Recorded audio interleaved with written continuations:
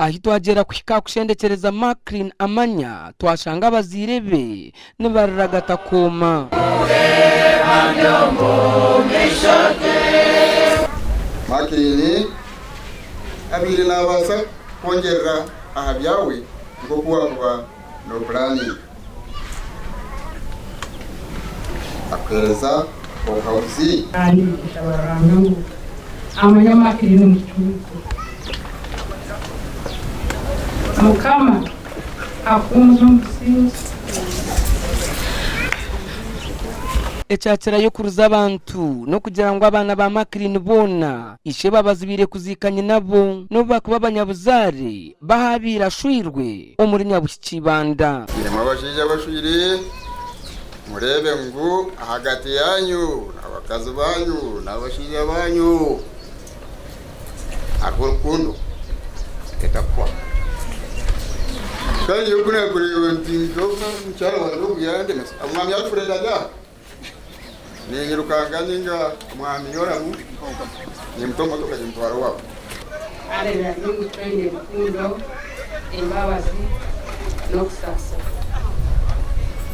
Maclean ya ndugu chokwe kunda akakora ndugu chokwe kunda ni ngano majobe kunda tukumalisa mpea if anything tubere tordawo byaki 15 down the road ebyaki 15 yo bazero kudurota kumanya ate bibe baziro bantu bagamba hamba ate byaba bitaribyo ate family yari kwibanyaniza kubareza indi tumse yo kuyagamba Maclean wo kubiye aba family ya Maclean bayore ko butashemerwa health in charge wirwaro rya government eryariho ko health center for muri banda arukumanywa nka Dr. Peter Rwambuka no munyamahe obubaru kugira ngo nahati bace bakuratire ne babatina tinsa atinkebuza babanda batine za connection bo baro bat ngo hati mbwe postmortem neteko korambara ubwe ko rwambara abamwe barumba jaguza ngo buyiza mbara twaheza hati ekituruhonikiya kunga mbwenu twakana kutera amasumu DPC tukamugambara ngo hamwe kuko hari interest omuhabuzi wa president anshonga za manifesto Professor Ephraim Kamuntu yajumirwe kikorwa kikozwe mukozi wa NRM arukugira ngo abantu nkabo ruhanga tarubasasira Kwa ryo mushinja no ndakutera no ndakurwanda otera umushinja mugenzi wawe manyo ryo mushinja Koko kutera mukazi ngo ryo mushinja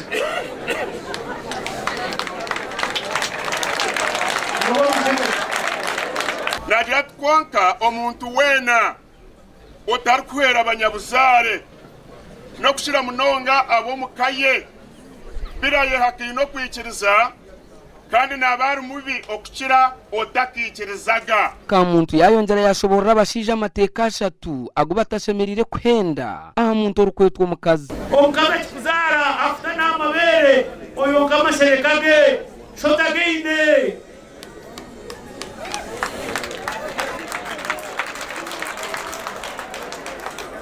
orukurebyo kwerinda bwa bushenye mpango ninga RPC yagera ngo obegwa ninga gukaka iba wa Maclean na ija kukwatwa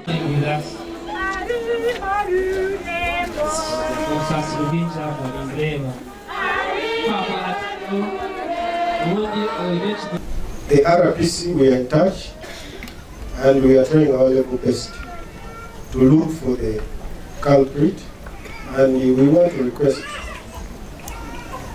all people that if the suspect is seen, we can report to the nearest police. Twagamba huna Dr. Peter Rwambuka mukuru w'irwaro rya Ruhoko Health Center 4 owabeka ya Maclean barkwetombitira. Because I said I met the dad. Okay, he called me. He was umukazi. Yanga mangu yafu. Then yajangu you come. Tujenda hamwe tulebe mzee nikamtena kumtena yantera ajatatu Maclean yakora chi. Because I was with them abakumala borders. So I went to the dad to agamba hamwe the following day namwa ukinya mugano kwa mzee ekitiza bakora kibakora postmortem. Twayenda kumanyaka kwata ku Dr. Peter aine niba wa Maclean obwa hataburuza misho nabyo tiyayenda kubigambaho. Not actually the husband of the lady one. I work with the lady.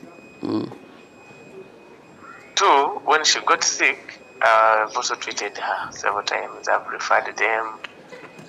So I've been with them almost. Itako mwitaka jo mwiju gasha kwa Mike twakire umurushema tarikubanganisa ngwa ryazo kero magaragata waho